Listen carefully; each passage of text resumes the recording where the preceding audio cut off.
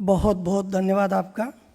कुछ टिप्स आपने दिए हैं, जैसे कि मोबाइल से ऐप हटाकर आप डेस्कटॉप और लैपटॉप पे सोशल मीडिया यूज़ करें। बहुत अच्छा सजेशन है बेन जी आपका। मैं अगले वक्ता डॉक्टर कुंजन आचार्य जी को आमंत्रित करता हूं। डॉक्टर साहब मोहनलाल सुखवाड़िया विश्वविद्यालय उदयपुर के पत्रकार एवं जनसंचार विभाग के विभागाध्यक्ष हैं। आप 15 वर्षों से पत्रकारिता की मुख्य धारा से संबंधित हैं। राजस्थान पत्रिका, दैनिक भास्कर, ईटीवी, राजस्थान टीवी, उत्तर प्रदेश और उत्तराखंड जैसे संस्थानों में आपने पत्रकारिता में अहम भूमिका अदा की है। उसी प्रकार लगभग 8 साल के ऊपर प्रिंट मीडिया और 7 साल के ऊपर इलेक्ट्रॉनिक मीडिया में एज ए संवाददाता के लेकर समाजक तक आपका सफ़र रहा है। आपने पुस्तक का लेखन भी किया है जो जनसंचार एवं पत्रकारिता अभ्यासक्रम के विद्यार्थियों के लिए काफ़ी माइलस्टोन साबित हुआ है। उसके बाद साहित्य अकादमी पुरस्कार जो काफ़ी प्रतिष्ठित पुरस्कार है आपको प्राप्त है। आप जोरदार करताल ध्वनि से आचार्य जी का स्वागत करेंगे। मैं आपको विनम्र अनुरोध करता हूँ, कृपया आप संबोधित करेंगे। डॉक्टर कुंजन आचार्य जी।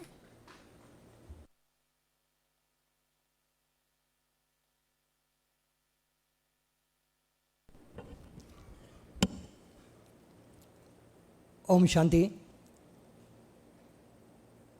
आज के इस सत्र में मैं आप सब लोगों को प्रणाम करता हूं। इस सभागार में मौजूद मेरे वरिष्ठ प्रोफेसर संजय द्विवेदी जी और दिव्य ज्योति पति जी को प्रणाम करता हूं। आज का विषय बहुत अहम और महत्वपूर्ण विषय है, क्योंकि ये कृत्रिम बुद्धिमत्ता से जुड़ा हुआ है और जो पिछले 10 सालों में आगे आने वाली सदी का भविष्य निर्धारण करने वाला है। लेकिन चूंकि ब्रह्म कुमारी इस परिसर में हैं हम और यहाँ पर हमेशा अध्यात्म की बात होती है, ध्यान की बात होती है, तो क्या हम मशीन के साथ मन का तारतम्य बिठा पाएंगे? यही चर्चा का विषय है, कृत्रिम बुद्धिमत्ता और आध्यात्मिक बुद्धिमत्ता का सम्मिलन। हम सब लोग जानते हैं कि आर्टिफिशियल इंटेलिजेंस इस सदी की सबसे बड़ी घटना है और हम सब लोग इसको देख रहे हैं, समझ रहे हैं, इसके साथ कदम ताल कर रहे हैं। इसने हमारी राह आसान कर दी है। इसने हम सबको वो दिखाना, वो समझाना शुरू किया है जो आज से 20 साल पहले न हम देख पाते थे ना समझ पाते थे। आर्टिफिशियल इंटेलिजेंस इंटरनेट का बाय प्रोडक्ट है। आप देखिए कि 1 दशक पहले आर्टिफिशियल इंटेलिजेंस ने काम शुरू किया एल्गोरिदम के साथ में। ये आर्टिफिशियल इंटेलिजेंस एल्गोरिदम होता क्या है? मैंने 5 साल पहले मुझे एक लेडर खरीदना था, सीढ़ी। मैंने एक सर्च किया, मुझे एक लेडर चाहिए, और उसके 10 मिनट बाद मुझे फेसबुक पे, इंस्टाग्राम पे, यूट्यूब पे सब जगह लेडर के विज्ञापन दिखाई देना शुरू किए। मुझे लगा हो सकता है कि उसको मुझे सूचना मिली हो कि मुझे क्या चाहिए, वो उसको पता चला हो। 5 साल पहले एल्गोरिदम इतना मजबूत नहीं था। लेकिन आप कल्पना कीजिए, एक मीडिया शिक्षक होने के नाते मैं भी चकित रह गया जब मुझे एक ट्रिमर चाहिए था कोविड के दौरान, एक ट्रिमर। और मैंने अपने मित्र से जिक्र किया कि कोई अच्छा ट्रिमर जहाँ दुकान खुली हो, कोविड के दौरान मुझे ट्रिमर चाहिए। मैं बहुत आश्चर्यचकित हुआ। तत्काल बाद मुझे इंस्टाग्राम और फेसबुक पे ट्रिमर के विज्ञापन दिखाई देना शुरू किए।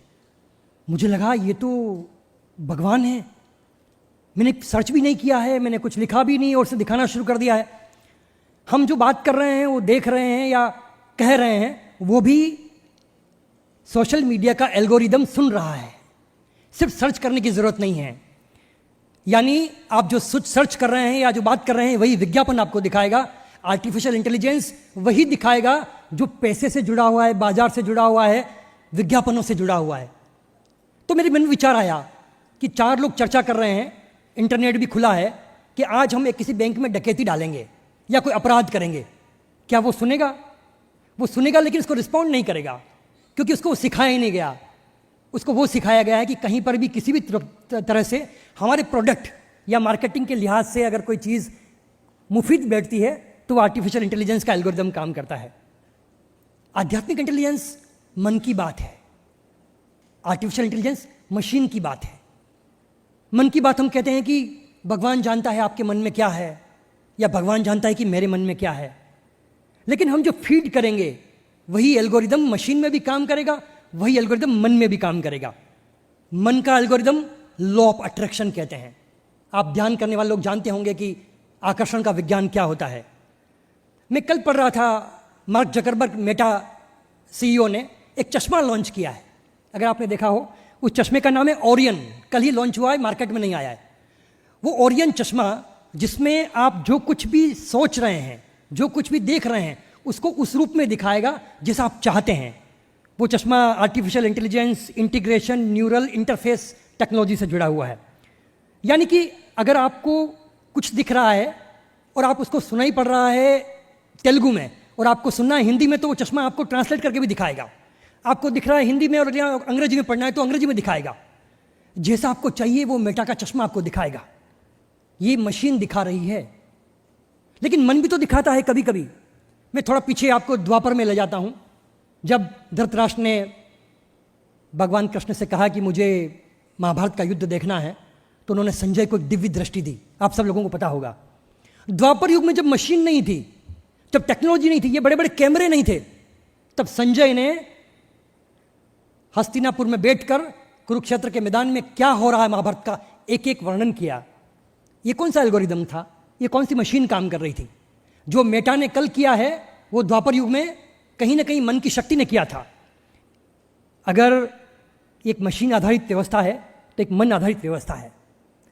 कल्पना कीजिए कि इजराइल का अभी बहुत बड़ा युद्ध चल रहा है, आप सब लोग जानते हैं, खबरों में पढ़ते होंगे।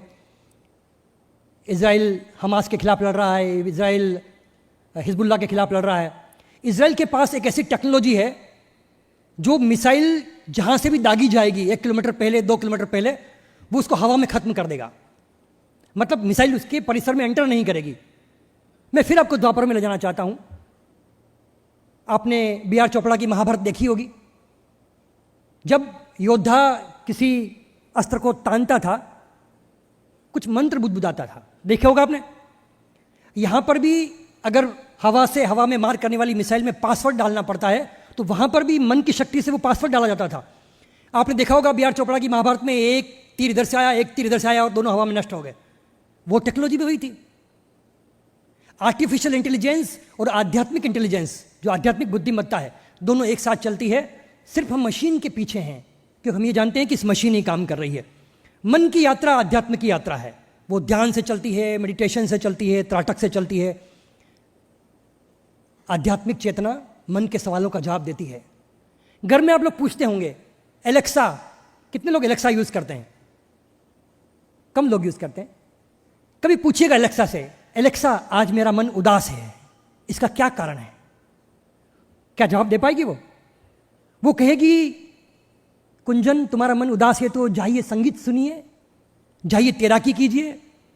लेकिन मेरी तुम संगीत सुनने में रुचि नहीं है, न मुझे तैराकी आती है। तो एलेक्सा मेरे विचारों का, मेरे सवालों का जवाब नहीं दे पा रही है, क्योंकि उसको वही जवाब है उसके पास में जो फीड किया गया है। जो फीड किया गया है वही जवाब है। तो इसका मतलब हमारे मन की ताकत ये है कि अगर मैं ध्यान करूंगा, आध्यात्म की यात्रा की ओर बढ़ूंगा, तो हो सकता है कि मेरा मन ठीक हो जाएगा। लेकिन मशीन और मन की ताकत को पहचानने की जरूरत है। आर्टिफिशियल इंटेलिजेंस के जरिए, सोमनाथ भाई, डीप फेक बहुत जबरदस्त तरीके से आया। आपने सुना भी होगा, देखा भी होगा। डीप फेक ऐसा है कि आपका वीडियो फेक तरीके से बना के उसको इंटरनेट पर दिखाया जा सकता है। अगर मैं यहां बोल रहा हूं, कल्पना कीजिए अभी इस लोकसभा चुनाव में हुआ भी था, कई मृतात्माएं, जयललिता, पुराने जो राजनेता थे जो अब नहीं दिवंगत हो गए, वो सब भाषण दे रहे थे और अभी के विचारों पे, अभी के मुद्दों पे भाषण दे रहे थे। वो कैसे हुआ? डीप फेक के जरिए आपका वीडियो भी बनाया जा सकता है। इंटरनेट पे आप जो लोग फोटो वीडियो पोस्ट करते हैं, आर्टिफिशियल इंटेलिजेंस एल्गोरिदम आपके फोटोज को, वीडियोस को इकट्ठा करता है, उससे एक वीडियो बनाता है, आपकी आवाज़ को भी इस्तेमाल करता है और वो जो चाहे जिस कंटेंट को रूप दे सकता है। कल्पना कीजिएगा कि आश्चर्यचकित भी मत होइएगा कि हो सकता है आने वाले समय में आपको वीडियो कॉल आए किसी अपने मित्र का, परिजन का, वही चेहरा, वही आवाज़, और आप दिग्भ्रमित हो जाएंगे कि क्या ये मेरा परिजन ही है। लेकिन हो सकता है कि वो कोई स्कैम भी हो। आर्टिफिशियल इंटेलिजेंस के जरिए बहुत सारी चीज़ ऐसी हो रही है जिसे हमें समझने और अपनी आध्यात्मिक बुद्धिमत्ता का इस्तेमाल करने की जरूरत होगी है। त्रेता युग में फिर ले जाना चाहूंगा मैं आपको। आपने गौतम ऋषि और अहिल्या की कहानी सुनी होगी। गौतम ऋषि की पत्नी का नाम था अहिल्या। गौतम ऋषि नहाने के लिए गए थे और इंद्र गौतम ऋषि से नाराज थे कि उनकी शादी अहिल्या से साथ क्यों हुई।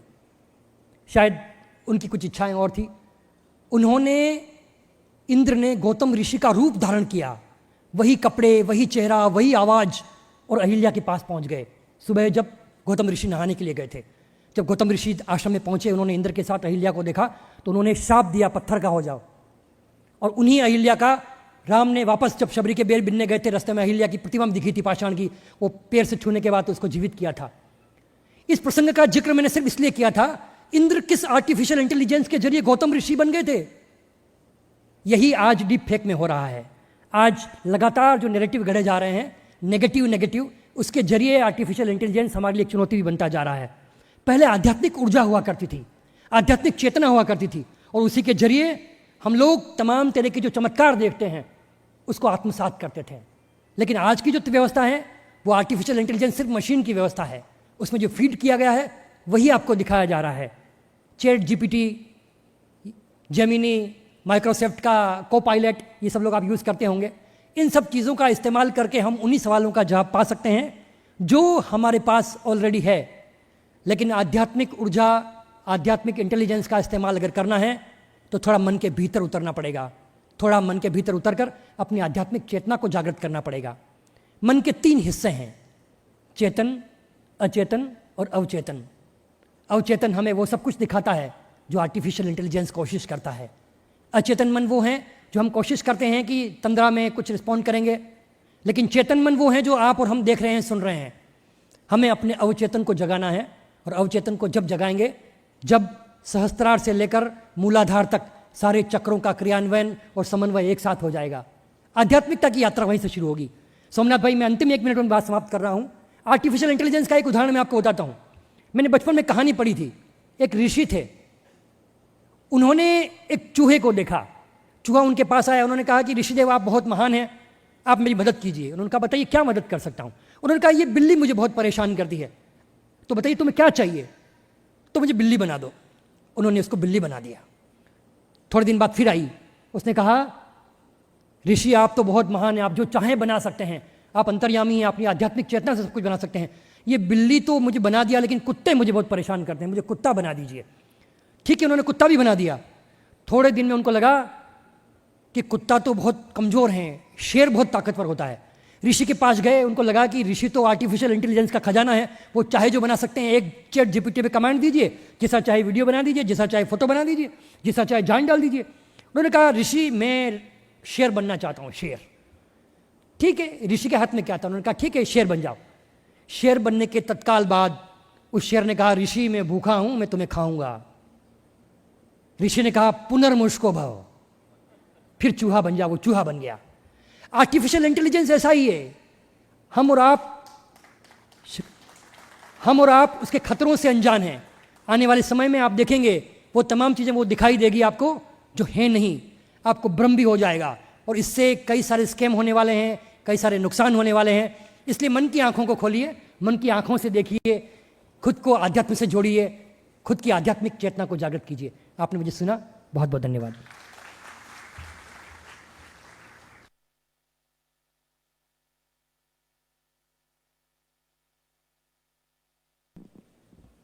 बहुत बहुत धन्यवाद डॉक्टर आचार्य जी। आपने एल्गोरिदम ही एआई का बता दिया और आध्यात्मिक यात्रा की ओर आपने सफ़र करवाया, और लास्ट का जो एग्जाम्पल दिया उससे यही पता है कि कोई टेक्नोलॉजी बुरी नहीं रहती है। इसके बारे में हमारे प्रोफेसर संजय द्विवेदी जी ने एक किताब लिखी है कि टेक्नोलॉजी कैसे यूज किया जाए। कोई टेक्नोलॉजी और टेक्नो सेवी के साथ टेक्नो स्नेही बनना है, ये उन्होंने बात कही थी, और बहुत सुंदर आपने विवेचन किया। बहुत बहुत धन्यवाद आपका। मैं अगला वक्ता हमारे डॉक्टर सारिका ठाकर जी को अनुरोध करता हूँ, आप इस विषय पर अपने